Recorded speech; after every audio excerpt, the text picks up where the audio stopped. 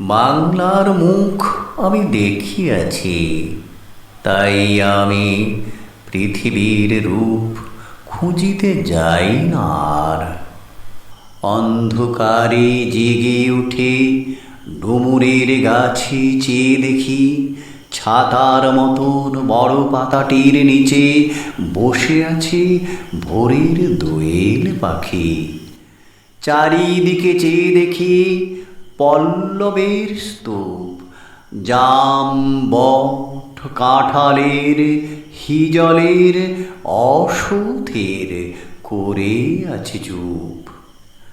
ফণি মনসার ঝোপে সটি বনে তাহাদের ছায়া পড়িয়াছে। মধুকর ডিগা থেকে না জানি সে কবে চাঁদ চম্পার কাছে এমনি হিজল বট তমালের নীল ছায়া বাংলার অপরূপ রূপ দেখেছিল। বেহুলাও একদিন গাঙুড়ির জলে ভেলা নিয়ে, কৃষ্ণা দ্বাদশীর জ্যোৎস্না যখন মরিয়া গেছে নদীর চড়ায়, সোনালি ধানের পাশে অসংখ্য অশ্বত্থ বট দেখেছিল। হায় শ্যামার নরম গান শুনেছিল।